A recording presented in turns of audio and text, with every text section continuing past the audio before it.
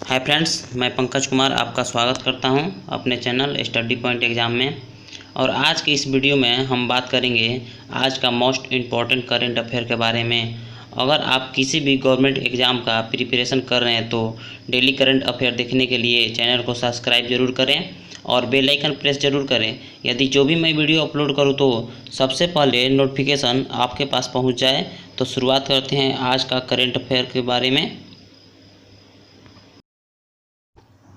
तो कल का प्रश्न का उत्तर बताइए। तो कल का प्रश्न है, हाल ही में किस राज्य सरकार ने प्रवासियों के लिए मुख्यमंत्री स्वरोजगार योजना का शुभारंभ किया है? तो इसका आंसर होगा उत्तराखंड।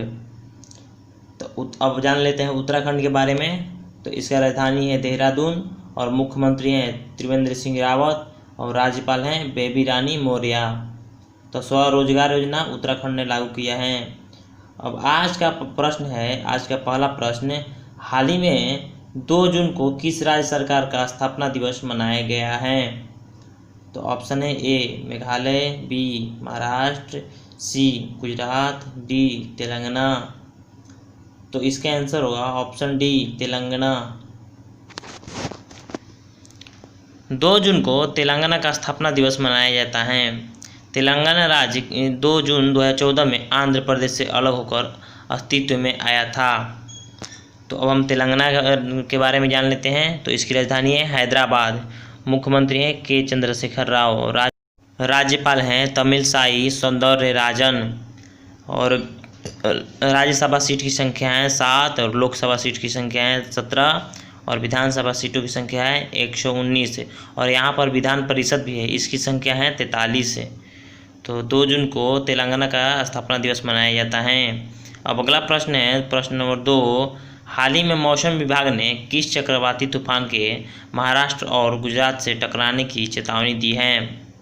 तो ऑप्शन है ए अम्फान, बी निसर्ग, सी तितली, डी कोई नहीं। तो इसका आंसर होगा ऑप्शन बी निसर्ग। हाल ही में चक्रवाती तूफान निसर्ग के कारण महाराष्ट्र और गुजरात में अलर्ट जारी किया गया है। अरब सागर में मंडरा रहे इस तूफान को 30 जून को महाराष्ट्र और गुजरात का क्षेत्र से टकराने की आशंका व्यक्त की गई है। तो निसर्ग तूफान महाराष्ट्र और गुजरात के टकराने की संभावना की गई है और 3 जून को ये टकराने की संभावना की गई है। तो हाल ही में अम्फान तूफान की वजह से उड़ीसा और पश्चिम बंगाल में भारी तबाही मचा था और तितली और फेनी 2019 में उड़ीसा में तूफान आया था। अब अगला प्रश्न है, प्रश्न नंबर 3, हाल ही में किसने MSMEs को सशक्त बनाने के लिए चैंपियंस प्लेटफॉर्म लॉन्च किया है? तो ऑप्शन है ए नरेंद्र मोदी, बी रविशंकर प्रसाद, सी राजनाथ सिंह, डी अमित शाह। तो इसका आंसर होगा ऑप्शन ए नरेंद्र मोदी। हाल ही में प्रधानमंत्री नरेंद्र मोदी के द्वारा MSMEs के लिए चैंपियनशिप नामक प्लेटफॉर्म लॉन्च किया गया है। यह पोर्टल MSME की मदद करेगा। इसकी मदद से उनकी शिकायतों को सुलझाया जाएगा और प्रोत्साहित करने में भी मदद की जाएगा। तो अब चैंपियंस के फुल फॉर्म जान लेते हैं। Creation and harmonious application of modern processes for increasing the output and national strength. तो अब अगला प्रश्न है, प्रश्न नंबर 4, हाल ही में किसके द्वारा खेलो इंडिया पाठशाला कार्यक्रम का उद्घाटन किया गया है? तो ऑप्शन है ए महिपाल सिंह, बी एस जयशंकर, सी किरेन रिजिजू, डी नरेंद्र मोदी। तो इसका आंसर होगा ऑप्शन सी किरेन रिजिजू। केंद्रीय युवा कार्यक्रम और खेल मंत्री किरेन रिजिजू ने खेलो इंडिया पाठशाला कार्यक्रम का उद्घाटन किया है। इस कार्यक्रम की शुरुआत भारतीय खेल प्राधिकरण द्वारा राष्ट्रीय खेल संघों के सहयोग से किया गया है। यह देश भर में एथलीटों को ऑनलाइन कोचिंग और शिक्षा देने वाला भारत का पहला कार्यक्रम है। तो हाल ही में किसके द्वारा खेलो इंडिया पाठशाला कार्यक्रम का उद्घाटन किया गया है? तो किरेन रिजिजू। अब अगला प्रश्न है प्रश्न नंबर 5। हाल ही में किसके द्वारा अल्ट्रा स्वच्छ नामक कीटाणुशोधन इकाई विकसित की गई है? तो ऑप्शन है ए DRDO, बी इसरो, सी IIAS बेंगलुरु और डी IIT मुंबई। तो इसका आंसर होगा ऑप्शन ए DRDO।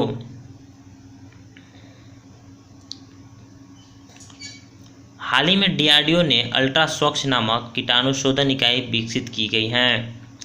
इस इकाई के द्वारा कपड़े, इलेक्ट्रॉनिक सामान आदि को सैनिटाइज किया जा सकेगा।